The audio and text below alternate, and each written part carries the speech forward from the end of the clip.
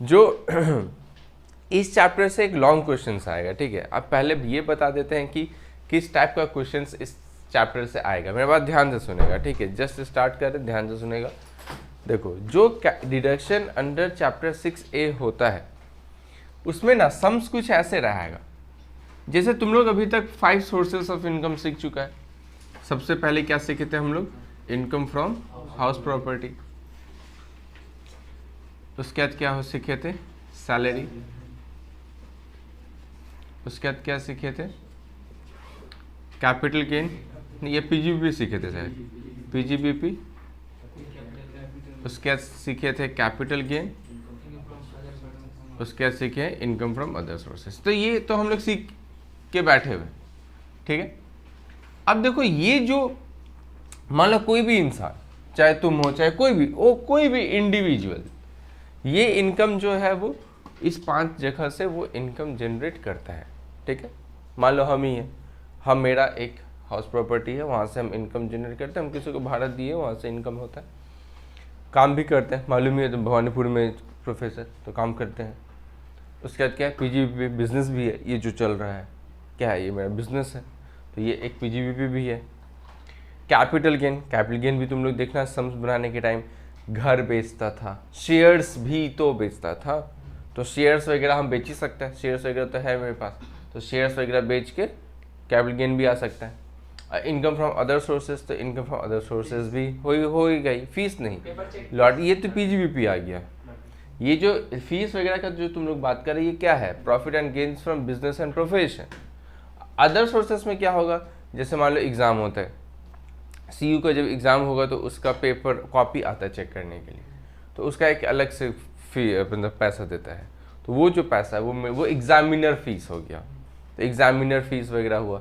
या फिर इंटरेस्ट कमाए हम बैंक से। सो सेविंग बैंक अकाउंट तो सबका है, तो वहाँ से कुछ ना कुछ तो इंटरेस्ट मिलता है। अब याद करो, इनकम फ्रॉम अदर सोर्सेज में तुम लोग पढ़ा था, बैंक से इंटरेस्ट मिलेगा तो टैक्सेबल, पोस्ट ऑफिस से इंटरेस्ट मिलेगा तो एग्जम्प्ट, याद है। तो इंटरेस्ट भी आ ही सकता है।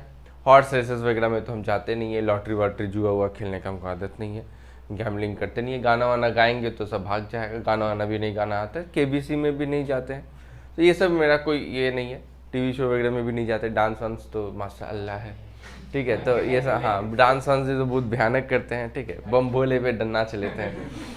अब देखो, ये जो है ये खैर तो मतलब कुछ आ सकता है इनकम फ्रॉम अदर सोर्सेज में, मेरा ज़्यादा कुछ नहीं है, बट फिर भी आ सकता है, इंटरेस्ट आ सकता है। अब ये जो टोटल होगा, ये इसको बोलते हैं टोटल इनकम, ठीक है। एक इंसान एक साल में इतना कमाया। अब टैक्स क्या किया है? कुछ डिडक्शन प्रोवाइड किया है। अब अगर मान लो जितना भी इनकम जनरेट करेगा उसके ऊपर टैक्स, अगर पूरा का पूरा अगर टैक्स लेने लगेगा तो सब चोरी करने का कोशिश करेगा, क्योंकि टैक्स इतना क्यों दे। या फिर सरकार ऐसा भी किसी को अलाउ करता है जिससे कि दूसरे बिजनेस को फायदा हो। जैसे तुमको मालूम है एलआईसी क्या है? मेनली एलआईसी किसका मदद करता है? पूरा का पूरा गवर्नमेंट को, सेक्टर को वो पूरा हेल्प करता है। एलआईसी बहुत, उसके पास इतना पैसा, उसका बहुत पैसा है एलआईसी के पास। तो एलआईसी जो है वो जो गवर्नमेंट जो है, मतलब इनकम टैक्स जो है वो थोड़ा सा मदद करता है। या फिर ऐसे सोच लो कि डेवलपमेंट में वो थोड़ा सा कंट्रीब्यूट करता है। ये होता है कि जो भी जितना इनकम किया है, अगर कोई अपना एलआईसी लेके रखा है, ठीक है, इसके बाद एक हेड बनता है डिडक्शन अंडर चैप्टर 6। देखो तुम लोगों का नोट्स में यही लिखा होगा, डिडक्शन अंडर चैप्टर 6A। ये बन जाता है एक हेडिंग ऐसे, ठीक है। अब इसमें क्या होता है? एक एक सेक्शंस करके माइनस करने को मिलेगा। बहुत सारा क्या होता है? सेक्शंस होता है। जैसे सबसे पहला सेक्शन क्या आता है?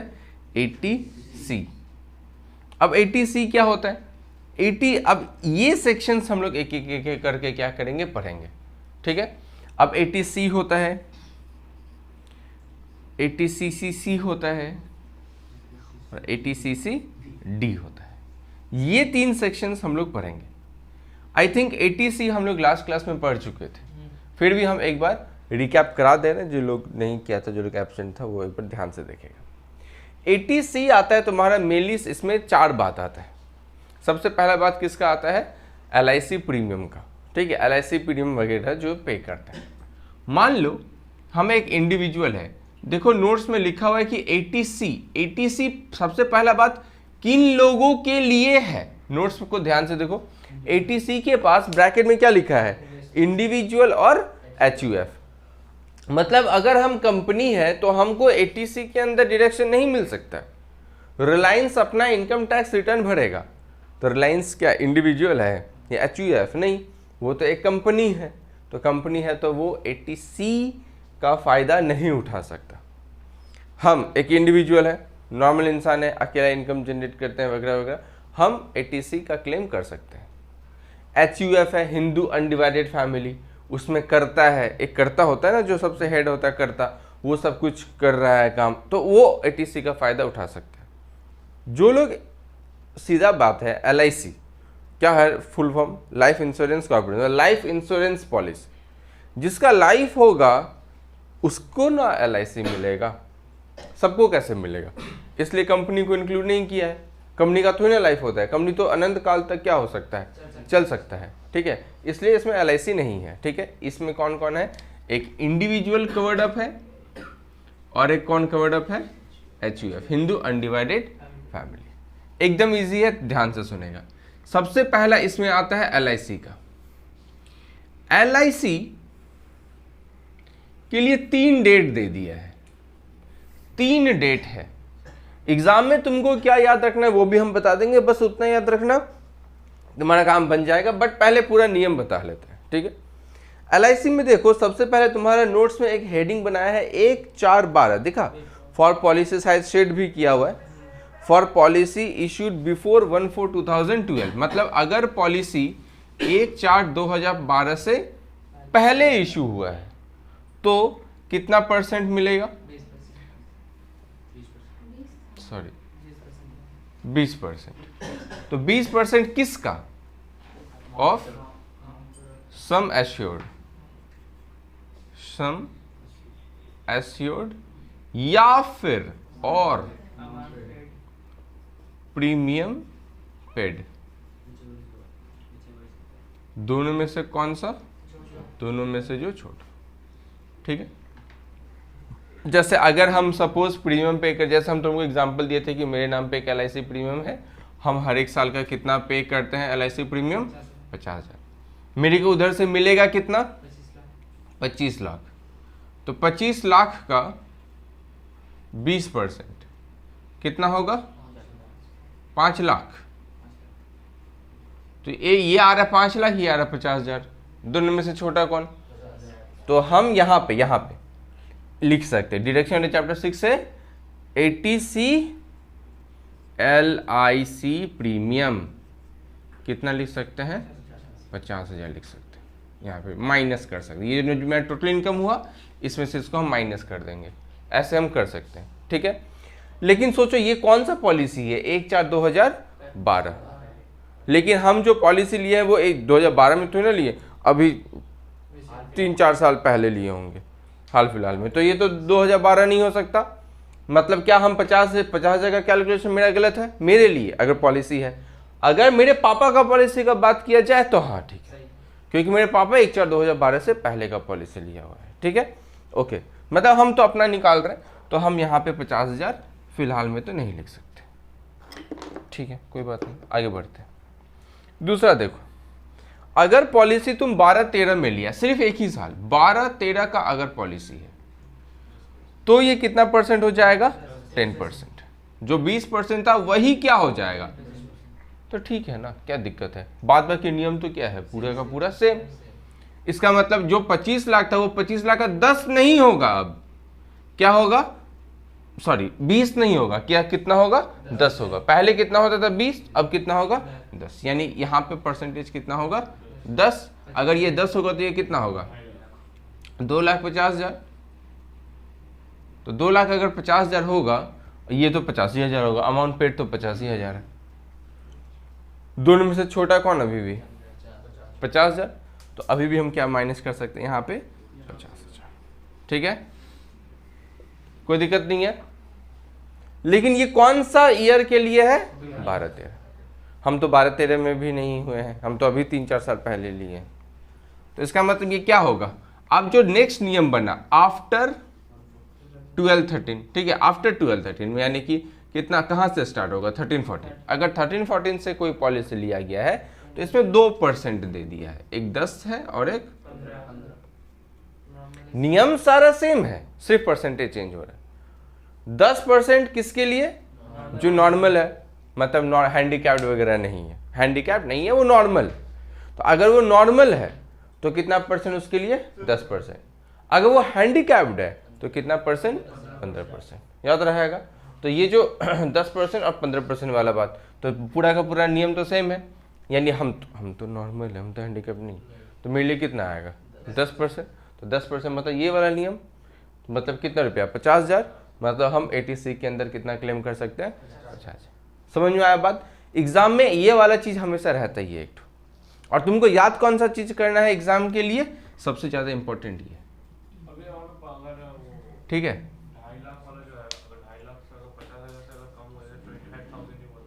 हाँ, तो दोनों में से जो छोटा होगा, लोअर, दोनों में से जो छोटा है।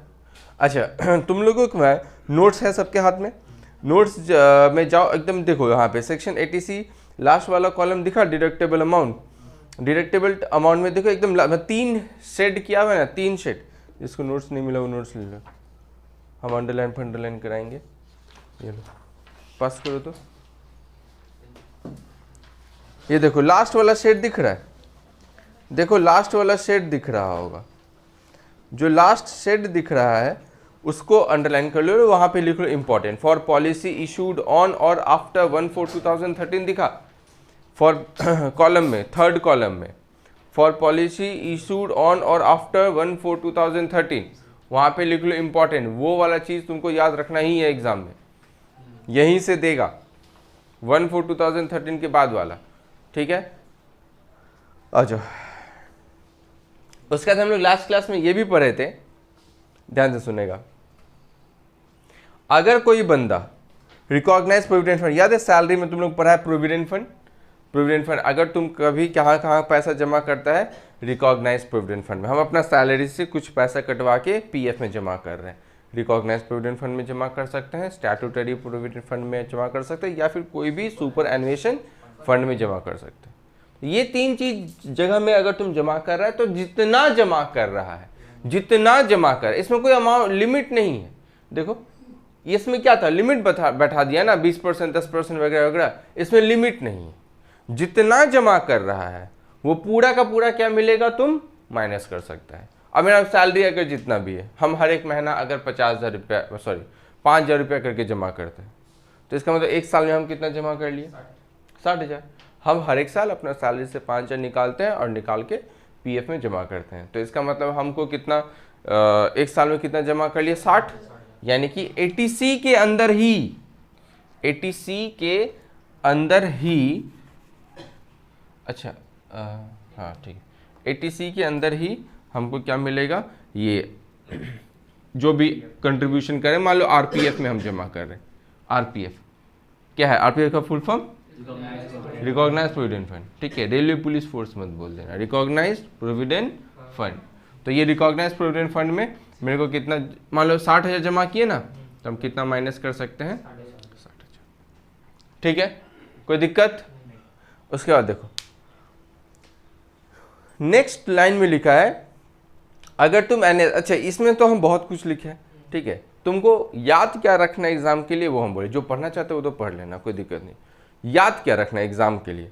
एनएससी, एनएसएस, नाबार्ड, बॉन्ड और इक्विटी। मतलब नाबार्ड का ही तो बॉन्ड है, नाबार्ड बॉन्ड और इक्विटी बस। और नीचे में यूटीआई, नीचे देखो यूटीआई मिला, बस इतना याद रख लो, तुम्हारा काम बन जाएगा। अंडरलाइन कर लेना जो जो नाम हम बोले हैं।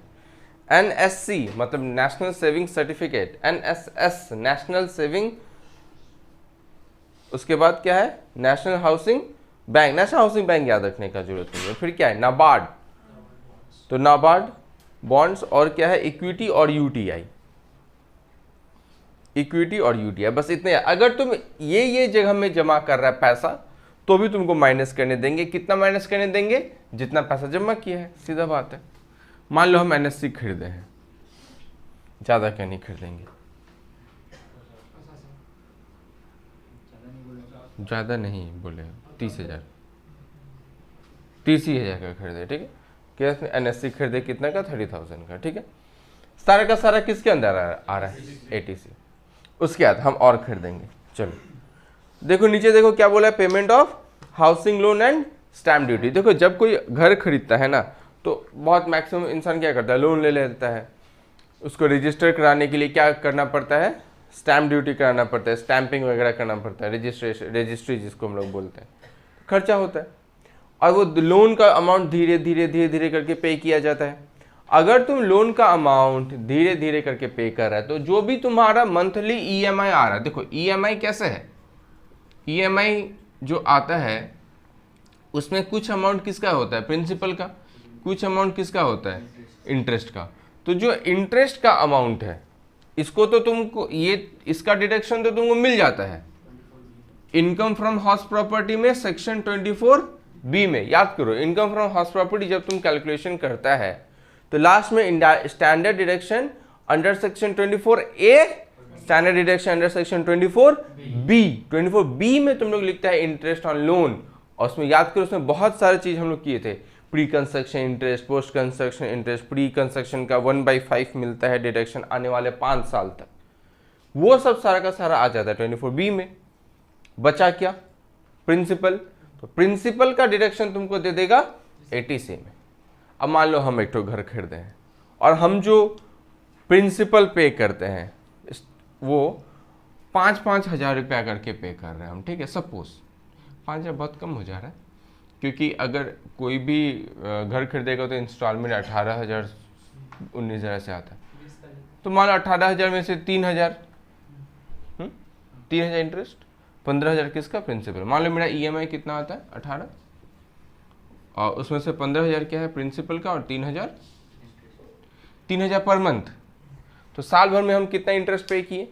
3,000 into 12, 36,000। Income from house property का जब कैलकुलेशन करेंगे वहाँ पे 24B के अंदर 36,000 माइनस कर सकते हैं इंटरेस्ट ऑन लोन बोल के। 15,000 करके कितना महीना तक हम दिए, यानी 1,00,000, ये भी माइनस कर सकते हैं। लेकिन इनकम फ्रॉम हाउस प्रॉपर्टी में नहीं, टोटल इनकम आएगा, टोटल इनकम में से माइनस करने को मिलेगा कौन सा सेक्शन के अंदर? एटीसी के अंदर। मतलब प्रिंसिपल ऑफ हाउस लोन 1,80,000। सिर्फ इतना ही नहीं, मेरा बच्चा भी तो हो गई, ठीक है, तो खेलेगा कूदेगा घूमेगा, पढ़ाई लिखाई तो करना पड़ेगा, नहीं तो मार के टकला फोड़ देंगे किसका। पढ़ना तो पड़ेगा ना। अब क्या होगा? अरे उसको नहीं बोले हैं, तुमने तो गजब बात करा, हंस रहा है, उसको थे ना बोले। हाँ। अब देखो, अब तो पढ़ना लिखना तो पड़ेगा, है ना। अब जब पढ़ेगा लिखेगा तो फीस तो देना पड़ेगा। किसका किसका फीस होगा? स्कूल का फीस होगा, कॉलेज का फीस हो सकता है, ट्यूशन तो पढ़ना पड़ेगा, है ना। हम तो पढ़ा देंगे, लेकिन क्या पता आगे कुछ भी लेके बोलेगा हमको आर्ट्स लेना है, तो क्या आर्ट्स लेके पढ़ाएंगे ना। और जो लेगा वो पढ़ेगा, आर्ट्स कौन पढ़ाएगा? हम थोड़ी ना पढ़ाएंगे आर्ट्स। अगर आर्ट्स लेके पढ़ेगा तो आर्ट्स के पास जाएगा पढ़ने के लिए, कॉमर्स लेके पढ़ेगा तब तो यहीं पे विद्वान बन जाएगा, ठीक है। और साइंस लिएगा तब तो जिंदगी का खराब होगा भाई। जिंदगी बोला जिंदगी खराब, नहीं इंजीनियर नहीं तो साइंस लेगा और भी तो बन सकता है। अब देखो ये सब जो सारा का सारा है, ठीक है। अब मान लो साइंस लिया, चाहे आर्ट्स लिया, चाहे कॉमर्स लिया, ट्यूशन तो पढ़ना पड़ेगा, फीस देना पड़ेगा, तो फीस हम दिए। अब देखो हम तो वो चाहे कुछ भी पढ़े, हम तो कॉमर्स के हैं, हम तो अपना इनकम को कम करने का सोचेंगे। तो हम बोलेंगे नहीं नहीं भाई मेरा बच्चा ट्यूशन पढ़ रहा है, बहुत खर्चा है उसमें, स्कूल फीस है इतना, ठीक है। हम बोले मतलब पढ़ाई लिखाई के पीछे, ठीक है। लेकिन ये मैक्सिमम कितना बच्चे के लिए हो सकता है? अब स्टडी ऑफ 2 चिल्ड्रेन, लेकिन वो कौन सा मतलब माइनस करने को मिलेगा। मान लो स्कूल फीस उसका है, एक तो बच्चा छोटा एक तो बच्चा बड़ा है, ठीक है, जो स्कूल फीस है कितना 2000 रुपये रख ले पर मंथ, काफ़ी 2000 पर मंथ, मतलब 12 महीने का कितना हम देते होंगे, तो 24,000 रुपये खर्चा हो गया पढ़ाई लिखाई में। और बताओ एक तो इंसान कॉलेज में रहता है, कॉलेज का फीस तो उतना ज़्यादा नहीं होता है, सरकारी में ही पढ़ाएंगे, प्राइवेट में कौन जाएगा। उसके बाद बोलो मतलब सरकारी कॉलेज का कितना 6 महीना का कितना 4-5 हज़ार होता होगा, 5,000 पकड़ लेते। अच्छा 12,000 ले नहीं, 12,000 खर्चा इस गवर्नमेंट कॉलेज में। बट कौन सा कॉलेज है तुम्हारा? 10,000। तो मैं आप टोटल पढ़ाई लिखाई के ऊपर कितना खर्चा हो गया? 34,000। ठीक है, 34,000 पूरा खर्चा हो गया।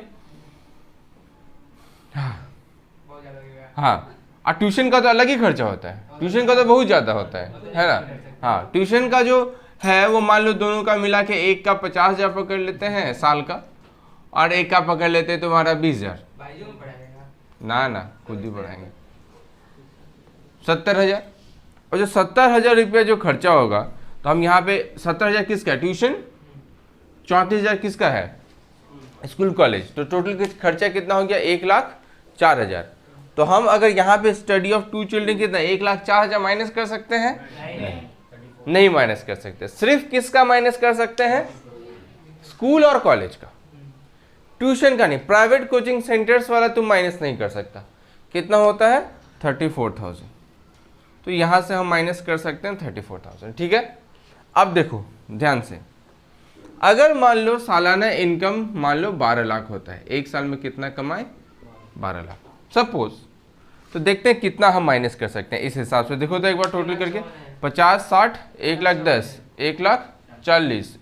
कैसे 1 लाख में होगा?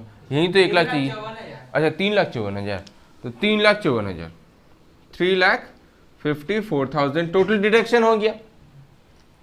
इनकम, टोटल इनकम कितना था? 12 लाख। 12 लाख में से कितना घट जाएगा? 3,54,000 घट जाएगा। 12 लाख में से माइनस कर दो 3,54,000, कितना बचे? रुको, कितना माइनस होगा? 8,46,000, 8,46,000। ठीक है, अब ऐसे अगर देते रहा टैक्स वाला डिडक्शन, तब तो ऐसे सब अपने इनकम को क्या करने लगेगा? कुछ ना कुछ कर करके क्या कर लेगा? जीरो कर ही देगा। इसलिए सरकार एक लिमिट बैठा दिया कि सेक्शन 80C में तुम खर्च करो ना जितना मन है, उसमें हम नहीं रोक रहे हैं, लेकिन जब हम माइनस करने देंगे, ये जो टोटल तुम कर रहे हो जिसका टोटल 3,54,000 आ रहा है, मतलब ये 1.5 लाख से ज्यादा है, तो हम ज्यादा से ज्यादा कितना माइनस करने देंगे? सिर्फ और सिर्फ 1.5 लाख। इसका लिमिट बैठा दिया कि सेक्शन 80C के अंदर तो मैक्सिमम कितना माइनस कर सकता है? 1.5 लाख, इससे ज्यादा नहीं। और अगर ऐसा भी हो सकता है, मान लो LIC प्रीमियम कितना 50, RPF कितना 60, बस, और हम कुछ नहीं खर्चा करते। जस्ट अभी भी शादी हुआ है, अभी बच्चा कहाँ से आएगा? ठीक है, हाँ, और NSC से हम नहीं खरीदे अभी कुछ। कितना? 1,10,000। अब क्या ये तो 1,10,000 हो गया, इसका टोटल कितना? 1,50,000 मैक्सिमम। तब कितना माइनस कर सकता है? 1,10,000। दोनों में से जो छोटा होगा वही माइनस कर सकता है। बात समझ में आ रहा है बात? तो ये क्या हो गया? Section 80C। अब जैसे सेक्शन 80C होता है वैसे ही क्या आएगा? Section 80CCC। मतलब जैसे ये वाला चीज हम देख लिए कि ये सेक्शन 80C में ये टोटल इनकम कितना है? 12 लाख। सेक्शन 80C के अंदर मैक्सिमम कितना मेरे को मिलेगा? 1.5 लाख। इसके बाद दूसरा सेक्शन ऐसे इसके नीचे ही 80C के अंदर फिर नेक्स्ट हेडिंग बनेगा 80CCC। Section 80CCC। देखो दूसरा पेज में है क्या? तो दूसरा पेज में चल जाओ, देखो 80C लिखा होगा मेरे हिसाब से, नोट्स में दिए जो है। हाँ, दूसरा पेज में ही है, सेक्शन 80C मिला सबको। सेक्शन 80CCC क्या बोला है? Amount invested in annuity plan of LIC और any other insurer out of taxable income. मतलब क्या हुआ? LIC में एन्युटी प्लान भी होता है। एन्युटी प्लान मतलब क्या होता है? जैसे हम अभी एक बड़ा सा अमाउंट क्या कर देंगे? दे देंगे LIC को। ठीक है, LIC को हम दे दिए 50 लाख रुपया। आज ही एक बार में दे दिए LIC को, कितना 50 लाख। मेरा एज जब 40 साल होगा उसके बाद LIC मेरे को हर एक महीना 15-15 हज़ार रुपये करके देगा। कब तक देगा? हाँ 40 साल के बाद। कब तक देगा? जिंदगी भर देगा, जब तक जिंदा रहेंगे तब तक। हर एक महीना का कितना देगा? 15,000। इस टाइप का प्लान को बोला जाता है एन्युइटी प्लान। ठीक है, अब एन्युइटी प्लान में अगर कोई, ये वाला तो अलग था, यहाँ भी LIC है, लेकिन ये कैसा LIC बोला है? हाँ, मतलब हम प्रीमियम पे कर रहे हैं, इतना साल हो जाएगा तो मेरे को वहां से पैसा मिलेगा, ये वो वाला प्रीमियम है। और अब 80CCC में कौन सा आ रहा है? हम एक बार में दे रहे हैं पैसा। ठीक है, हाँ देखो कितना लिखा है, कितना माइनस कर सकते हैं, अमाउंट इन्वेस्टेड या फिर 1.5 लाख, दोनों में से जो छोटा होगा। पक्का बात है 1.5 लाख ही होगा, लेकिन अगर छोटा वाला है तो छोटा वाला ही लेना, लेकिन छोटा होता नहीं है। LIC हम एक बार पता किए थे इसका एन्युइटी प्लान का, सबसे कम 5 लाख, सबसे कम 5 लाख है। लेकिन खैर क्वेश्चन में तो कुछ भी बना के दे सकता है, तो हम यहाँ पे लिख दे रहे हैं 1.5 लाख और अमाउंट पेड, दोनों में से जो छोटा होगा तो लोअर। ठीक है ना, अगर छोटा होगा वो माइनस करने को मिलेगा, लेकिन मैक्सिमम कितना? 1.5 लाख। हम ऐसा कुछ कराए नहीं है अभी तक, तो हम यहाँ पे नहीं ले सकते डिडक्शन। अगर तुम नहीं कराया है तो नहीं ले सकता, अगर तुम कराया है तो ही ना ले सकता है, अपने मन से कैसे ले? हाँ हाँ जी बिल्कुल लिखना पड़ेगा, ऐसे कैसे नहीं लिखना पड़ेगा? नहीं, जो तुम्हारा पॉलिसी लिया है उतना ही लिखना पड़ेगा, पूरा कैसे लिखना पड़ेगा? ऐसे पूरा लिखेगा तब तो हो गया। 8 पेज का एक सम्स बनेगा।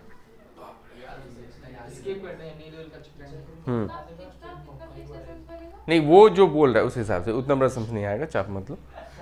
देखो 80CCD, मेरा बात सुनो, यहाँ पे कितना 80CCC में मेरा कुछ नहीं है। अच्छा कुछ ले क्या?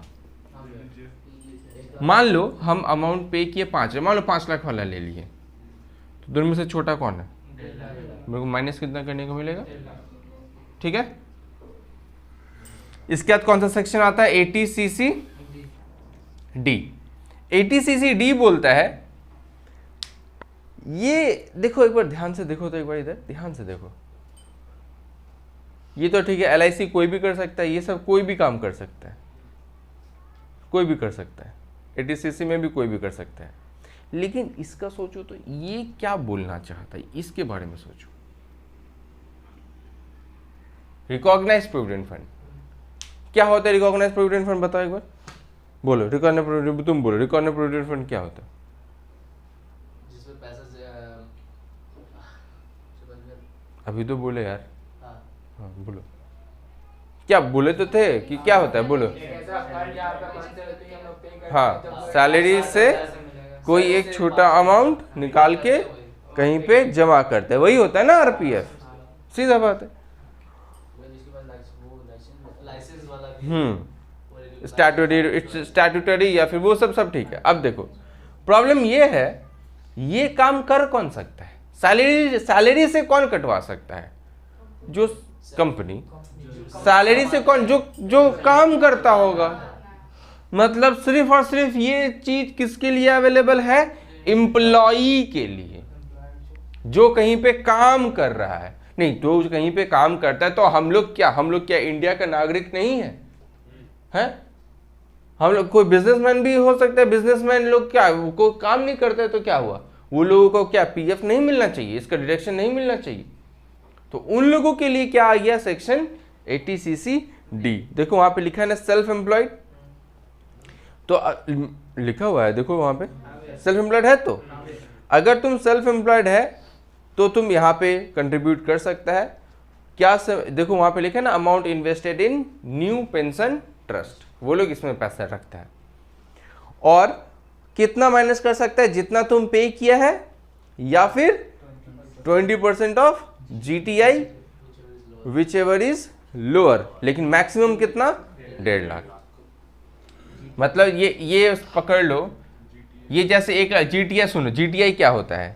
GTI, हाँ ग्रॉस, GTI में तो ग्रॉस टोटल इनकम होता है, लेकिन यहाँ पे एडजस्टेड वर्ड यूज नहीं किया है ना, नहीं। तो फिर मेरा GTI ये हो गया, ये 12 लाख। तो 12 लाख का कितना परसेंट? 20। तो 12 लाख का 20% मतलब कितना? 2,40,000। अब मान लो हम अमाउंट दिए हैं 2,40,000 मेरा मैक्सिमम है, ये 20% है किसका? GTI का। और हम जहाँ पे पैसा दे रहे हैं न्यू पेंशन ट्रस्ट में ज़्यादा नहीं, मान लो 1 लाख रुपया दे रहे हैं, इसका मतलब अमाउंट पेड कितना है? 1 लाख। और मैक्सिमम कितना अमाउंट माइनस करने देगा? तीनों में से सबसे छोटा। तो सबसे छोटा कौन? तो हम कितना क्लेम कर सकते हैं? बात समझ में आता है? यानी अभी तक हम लोग क्या क्या सीख चुके हैं? ATC, ATCCC, ATCCD। ATC में क्या क्या था? LIC premium, RPF recognised provident fund, NSC, NSS, UTI, NABARD, उसके बाद प्रिंसिपल ऑफ हाउस लोन, जो भी हाउस लोन पे करेंगे उसका प्रिंसिपल वाला अमाउंट, बच्चे का पढ़ाई लिखाई, लेकिन मैक्सिमम 2 चिल्ड्रेन, वो भी सिर्फ स्कूल और कॉलेज। ATCCC में क्या था? 1.5 लाख, या फिर ATCCC में 1.5 लाख या फिर amount paid which ever is. बोले तो ATCCC में क्या था? वो तो एनविटी वाला बात। तो या फिर जितना पे किया है या फिर 1.5 लाख, दोनों में से जो छोटा है, तो मैं 1.5 लाख। ATCCD में ग्रॉस टोटल इनकम का 20%, या फिर तुम जितना पे किया है वो, या फिर 1.5 लाख, दोनों में से तीनों में से जो छोटा होगा। तो जो छोटा होगा वो कितना है? 1 लाख। ये हो गया खत्म। अब सुनो, उसके आगे जो लिखा है उतना इंपॉर्टेंट नहीं है, मेरा बात सुनो। अभी तक अगर देखा जाए, अभी तक तो ये देखो, तो यहाँ पे टोटल इनकम मेरा कितना था? 12 लाख। 12 लाख में से यहाँ पे ज़्यादा आ रहा था, लेकिन मेरे को माइनस तो उतना करने नहीं देगा, लिमिट क्या बोल दिया, इसलिए 1.5 लाख है। फिर इसका भी 1.5 लाख, ATCCC का 1.5 लाख और ATCCD का आया 1 लाख, पर 1.5 3 और 1 4, तो 12 लाख में से 4 लाख माइनस हो जाएगा, बचेगा कितना? 8। तो 8 लाख के ऊपर टैक्स देना पड़ेगा, लेकिन नहीं। फिर टैक्स निकाल दिया ATCCE, इतना सारा सेक्शन, बोला इन तीनों सेक्शन को लेके टोटल डिडक्शन 1.5 लाख तक का ही तुम ले सकता है। हाँ, नहीं, 1.5 है, तीनों को मिला के भी कितना है? आप बताओ, इतना बुद्धि हम क्यों लगाएं अपना इनकम को कम करने के लिए? इसलिए तुम्हारा सम्स जो आता है ना, या फिर जो इंसान एक्चुअली में, जो लोग मतलब ऐसे बिजनेस टैक्स पे करता है, वो लोग क्या करता है? ये इतना कुछ नहीं करता है, शांति से नहीं, जो शांति से LIC प्रीमियम पे करता है सिर्फ। LIC, क्योंकि LIC लेना है तो LIC ले लेता है। अरे 50,000 तो मेरा छोटा अमाउंट है, तो बिजनेस मैन लोग तो अच्छा खासा प्रीमियम लेता है, वो साल का 2-2 लाख 3-3 लाख पे करता है। हाँ, तो अब 2-2 लाख 3-3 लाख पे किया तो तुमको माइनस कितना करने को मिलेगा? 1.5 लाख। और 1.5 लाख माइनस करता है, फिर ये सब चीज़ में कहीं पे जाता ही नहीं है, क्यों लगाएंगे पैसा जब डिडक्शन नहीं मिलेगा तो। लेकिन ये हमको क्या याद रखना है? 1.5 लाख, 1.5 लाख, 1 लाख, लेकिन नहीं मिलेगा। ATCCE क्या बोलता है? ATC plus ATCCC plus ATCCD, maximum कितना हो सकता है? यानी इन तीनों में से मिला के 1.5 लाख से ज़्यादा नहीं हो सकता। अगर इन तीनों को मिला के तुम्हारा 1 लाख हुआ है तो 1 लाख ही होगा, तभी भी 1.5 लाख नहीं मिलेगा, जो छोटा है। यानी कि मेरा ग्रॉस टोटल इनकम कितना था? 12। कितना हो गया? 1.5। 12 में से 1.5 माइनस कर सकते हैं। इसका मतलब अभी तक हम लोग जितना पढ़े हैं उसके हिसाब से मेरा टैक्सेबल टोटल इनकम 10,50,000 बनता है, जिसके ऊपर मुझे टैक्स देना पड़ेगा 10 लाख। अब कितना देना पड़ेगा वो सेमेस्टर 5 में है, लेकिन कितना के ऊपर टैक्स देना पड़ेगा? 10,50,000 जो है वो टैक्सेबल इनकम है। बात समझ में आता है? ये हम तुमको क्या सिखा दिए? ATC, ATCCC, ATCCD और ATCCE। कोई दिक्कत? चलो नहीं, देखो ये करने के बाद हम लोग एक काम करते हैं, एक तो और सेक्शन करते हैं, मतलब 2 क्लास हम देंगे डिडक्शन के ऊपर, आज एक हो गया, ठीक है, और एक तो क्लास देंगे डिडक्शन के ऊपर। इस 2 क्लास में डिडक्शन को हमको ख़त्म करना है। उसके बाद जो सैलरी का जो स्कैनर दिए लेके आए थे, आज हम बोले थे सैलरी का स्कैनर लेके आने, ठीक है, वो जो सैलरी का स्कैनर है उसके बाद उसका सम्स करेंगे। इससे याद करो, सैलरी में जो स्कैनर दिए थे उसमें हम पूरा सम्स तुमको नहीं करवाए हैं, स्टार्टिंग का सम्स नहीं करवाए हैं, 18 19 उसके बाद वाला से सम्स करवाए हैं, ठीक है। तो वो वाला जो है वो शीट लेके आना अच्छा से, वही शीट में टोटल इनकम का सम्स भी है। अच्छा, ये सब तो लिखने का जरूरत नहीं था ना।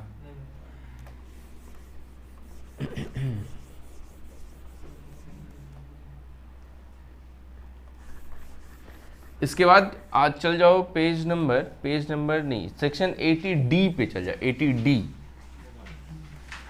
सिर्फ 80D, हेल्थ इंश्योरेंस प्रीमियम बोल के हेडिंग है, सेक्शन 80D। मिला सबको? Section 80D।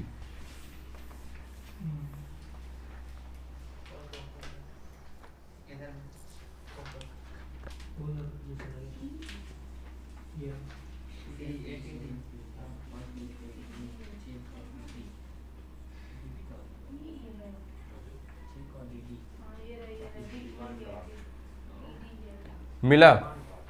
Health insurance premium.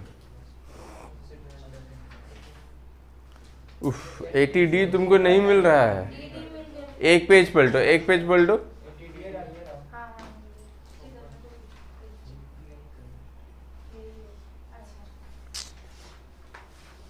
80D, ठीक है। हेल्थ इंश्योरेंस प्रीमियम, देखो हेल्थ इंश्योरेंस प्रीमियम क्या होता है, व्हाट इज हेल्थ इंश्योरेंस, मालूम ही है, बहुत जन लेता है, बहुत जन नहीं भी लेता है, ठीक है, हेल्थ इंश्योरेंस प्रीमियम। लेकिन अगर कोई लिया है तो वो जितना भी प्रीमियम पे करेगा उसका वो डिडक्शन ले सकता है।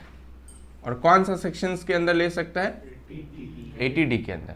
अब 2 बात आ जाता है, हेल्थ, एक इंसान चाहे लड़का हो चाहे लड़की हो, कोई मैटर नहीं करता, उसका सेल्फ है, मतलब एक इंसान खुद, मान लो अगर हम हैं तो हम खुद,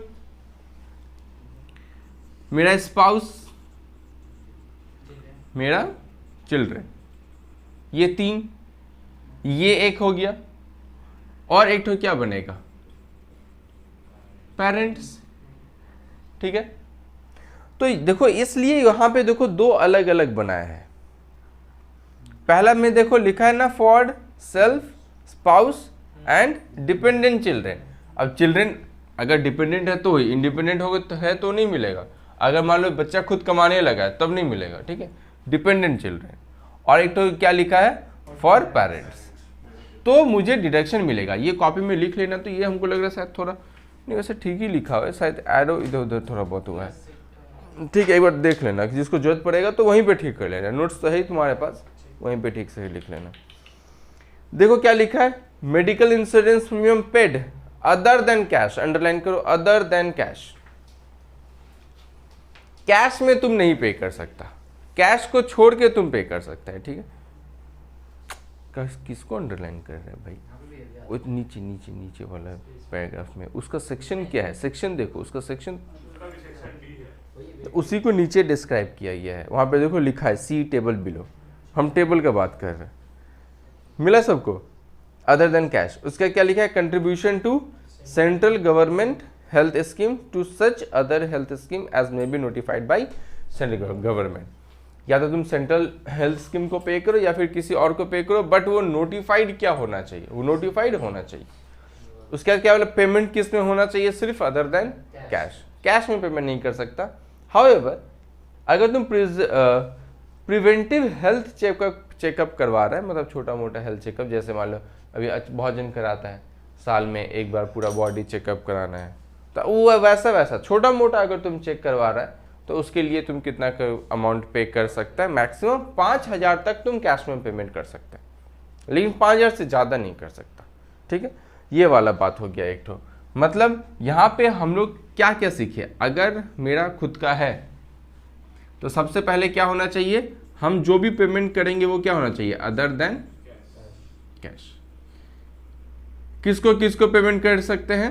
central government health checkup scheme, या अच्छा हम पूरा ही लिख देते, सेंट्रल गवर्नमेंट हेल्थ स्कीम, या फिर ऐसा स्कीम, मतलब ऐसा कोई होना चाहिए जिसको सेंट्रल गवर्नमेंट ने नोटिफाइड किया है कि हाँ ये नोटिफाइड है। जैसे LIC, देखना जितना भी इंश्योरेंस कंपनी होता है उसका एक IRDA नंबर होता है ना, तो ये वाला जो नंबर होता है, ये नंबर जिन लोगों के पास है वो लोग नोटिफाइड है, ये नंबर जिसके पास नहीं है वो लोग नोटिफाइड नहीं। ठीक है, तो ऐसे नोटिफाइड जो है उसको ही सिर्फ पेमेंट करेगा, तो ही तुमको डिडक्शन कहाँ मिलेगा? 80D के अंदर मिलेगा। ठीक है, तो ये वाला बात हो गया। और दूसरा क्या है? प्रिवेंटिव हेल्थ चेकअप अगर कर रहा है तो मैक्सिमम कितना? 5,000 इन कैश तुम पेमेंट कर सकते हैं। ठीक है, कोई दिक्कत है? अब देखो बगल वाला में, मतलब पेरेंट्स वाला में चलते हैं। Medical insurance premium paid, payment on account of preventive health checkup may be paid in cash up to rupees इतना। अगर तुम हेल्थ इंश्योरेंस, देखो इसका हो चाहे इसका हो, मेरा बात ध्यान से सुनेगा, सेल्फ, स्पाउस और चिल्ड्रन, हेल्थ इंश्योरेंस प्रीमियम मतलब क्या हो गया कि हम किसी का हेल्थ इंश्योरेंस पे प्रीमियम पे कर रहे हैं, अगर आगे जाके कुछ प्रॉब्लम होता है तो वो पूरा अमाउंट पे करेगा। ठीक है, तो यहाँ पे पहला बात है हेल्थ इंश्योरेंस, ये जो लिखा हुआ है ना हेल्थ इंश्योरेंस प्रीमियम जो हम पे कर रहे हैं वो अदर देन कैश होना चाहिए। जैसे हम लोग प्रीमियम पे करते हैं, LIC को क्या हर एक महीना क्या किया जाता है? प्रीमियम पे किया जाता है। वैसे ही हेल्थ इंश्योरेंस जो लोग लेता है उन लोग को भी हर एक महीना या फिर 6 महीना या फिर साल भर में प्रीमियम पे करना पड़ता है। वो वाला प्रीमियम कैश में नहीं हो सकता, अदर देन कैश होना चाहिए। लेकिन अगर छोटा मोटा चेकअप करवा रहे तुम तो वो कैश में हो सकता है। और कितना तक कैश में हो सकता है? 5,000 तक कैश में हो सकता है। अगर कैश में नहीं है फिर 5,000 से ज़्यादा तक का पेमेंट कर सकते हैं।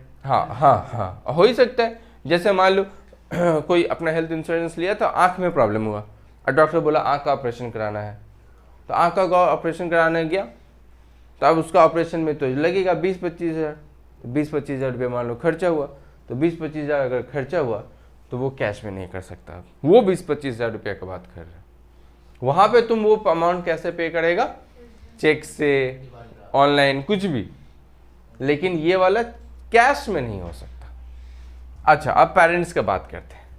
पेरेंट्स का भी अगर तुम हेल्थ इंश्योरेंस पे कर रहा है, हेल्थ इंश्योरेंस प्रीमियम पे कर रहा है, तो ये किस में होना चाहिए? अदर देन बोलो, अदर देन कैश। कैश मतलब तो कैश होगी, अदर देन कैश होना चाहिए। ठीक है, और हाँ इसमें भी प्रिवेंटिव हेल्थ स्कीम हो सकता है, सेम है वो। इन लोग के लिए भी कितना है? 5,000 तक का दे सकता है। नीचे देखो एक बार, डिडक्शन अलाउड मिला। अब देखो, अगर सुनो मेरी बात, अगर ऐसा हम लोग पे करते हैं, अगर हम अपना या फिर बीवी का या फिर बच्चा का हेल्थ इंश्योरेंस लेके रखें, हर एक महीना हम हेल्थ इंश्योरेंस पे करते हैं और हम पैसा में नहीं पे करते हैं, तो मुझे डिडक्शन मिलेगा। और डिडक्शन कितना मिलेगा? डिडक्शन अलाउड कौन सा सेक्शन के अंदर अलाउड है? 80D के। अब देखते हैं कितना अलाउड है। बोल रहा है मैक्सिमम 2 बात आएगा यहाँ पे, 2 बात। 25,000 पे अलाउ होगा, 25,000, 25,000 अलाउ होगा। ठीक है, लेकिन 25,000 अलाउ होगा, लेकिन कब? अगर इन तीनों में से कोई भी 60 ईयर का नहीं हुआ है तब। जैसे मान लो हम तो 60 ईयर का है नहीं, ऑब्वियसली मेरी बीवी भी नहीं होगी और बच्चे को तो कुछ नहीं, नहीं होता है। मतलब यहाँ पे 25,000 रुपया तक मुझे मिलेगा डिडक्शन अगर हम पे करते हैं तो। लेकिन अगर मान लो फिर करते गए कभी ना कभी तो हम 60 साल के होंगे और सबसे पहले हम ही होंगे 60 साल। अगर मान लो इन तीनों में से कोई भी एक जन अगर 60 साल का हो गया, नहीं स्पाउस भी तो जा ही सकती है 60 साल, 60 साल में अगर चला गया, जैसे वो क्या है प्रियंका चोपड़ा और कौन है, हाँ उसमें तो प्रियंका चोपड़ा पहले 60 साल की होगी, तो ऐसा केस हो ही सकता है, क्यों नहीं हो सकता है ना। और भी एक तो कौन है ना, वो सलमान खान, क्या क्या है, सैफ अली खान और नहीं, अरे वो सलमान खान की जो कुछ है, मलाइका अरोड़ा, मलाइका, हाँ मलाइका, क्या बोल रहे हैं, हाँ क्या तुम क्या एग्जाम्पल बोल रहे हो? अच्छा वे थोड़ा बहुत मजाक मस्ती नहीं करेंगे क्या, जिंदगी पूरा एकदम दाल चावल हो जाएगा, तो ऐसा रहता है, चिकन तंदूरी मटन चाहिए क्या 25,000, उसके बाद क्या है 60 ईयर्स खिचड़ी चाहिए तुमको 25,000 और क्या चाहिए 60 ईयर। देखो अगर तीनों में से कोई भी एक जन कितना हो गया 60 साल, तो फिर कितना मिलेगा उसको डिडक्शन, ये 25,000 इफ 60 ईयर्स देन, ठीक है। और यही डिडक्शन पेरेंट्स में भी है, अगर पेरेंट्स 60 ईयर्स तक का नहीं हुआ है तो कितना 25, और इफ 60 ईयर्स अगर किसी एक का भी 60 ईयर्स हो गया तो वो 25 क्या बन जाएगा। यानी कि सुनो स्टूडेंट कंफ्यूज क्या होता है, हम जो पढ़ाएं, तुम सीखा ATD में पेरेंट्स है, ये है self spouse children parents, self spouse के लिए कितना है 25, पेरेंट्स के लिए कितना है 25। बाहर में अगर कोई पूछेगा सेक्शन 80D मैक्सिमम डिडक्शन कितना है, क्या बोलेगा 50, और ये 50 जब बोल देता है ना तो स्टूडेंट बोलता है अरे हाँ अमेंडमेंट आ गया, भैया नया चीज़ नहीं सिखाया, पुराना चीज़ सिखा दिया, अमेंडमेंट आ गया। अरे अमेंडमेंट नहीं, ये वही चीज़ सिखाए हैं तुमको, लेकिन हम डिटेल्स में सिखाए हैं। 25 मिलता है किसी और को, 25 मिलता है पेरेंट्स के लिए, तो दोनों को मिला के 50 है। जैसे बोलो 50, अरे 50 हो गया, 25 वाला 50 हो गया, अरे 25 वाला 50 नहीं हुआ है, सेल्फ वाला 25 है, पेरेंट्स वाला 25 है, दोनों को मिला के कितना हुआ। अरे तो हम भी तो 60 हो सकते हैं, मेरे पापा में हो गया होंगे, 70-80 में हो गया होंगे, तो 50-50 भी तो हो सकता है। हाँ क्यों नहीं होगा। हम अगर मान लो 60 साल के हो गए तो पापा मम्मी का तो ये ज्यादा हो गया, तो मतलब ज्यादा, इसका भी 50 मेरा भी क्या 50, तो टोटल डिडक्शन कितना होगा। समझ में आ रहा है कंसेप्ट हो, ये गलती नहीं होना है। अभी हम तुमको क्या क्या पढ़ाएं, section 80C, 80CC, 80CCD, 80CCE। 80CCE क्या बोलता है, 80CCE क्या बोलता है, 80C plus 80CCC plus 80CCD तीनों मिला के कितना होना चाहिए 1.5 लाख। उसके बाद क्या पढ़ा है 80D। 80D में है हेल्थ इंश्योरेंस प्रीमियम। अगर हम हेल्थ इंश्योरेंस प्रीमियम अपना बच्चा बीवी का पे करेंगे, कैश में पेमेंट नहीं कर सकते हैं। अगर हम health insurance premium other than cash पे कर रहे हैं तो 1 साल का मुझे डिडक्शन 25,000 मिल सकता है, अगर मेरा उम्र 60 साल से कम है।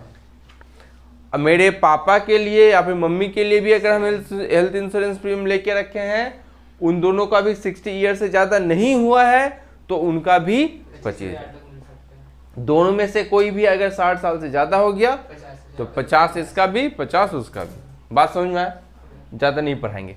80C कंप्लीट, 80D कंप्लीट याद रखना। और बड़ा में कुछ नहीं है, बड़ा सेक्शन में सिर्फ और एक ही सेक्शन है, वो है 80G। नेक्स्ट क्लास में 80G खत्म करेंगे, उसका छोटा छोटा सारा सेक्शन कर लेंगे, फिर तुम्हारा डिडक्शन हो जाएगा खत्म। आज जो सिखा दिए एग्जाम के लिए ये 2 सेक्शन इंपॉर्टेंट है, और नेक्स्ट क्लास में जो 80G सिखाएंगे वो इंपॉर्टेंट है। इंपॉर्टेंट हम तुमको बता देंगे। आज का क्लास का पूरा इंपॉर्टेंट है, आज के क्लास का पूरा इंपॉर्टेंट।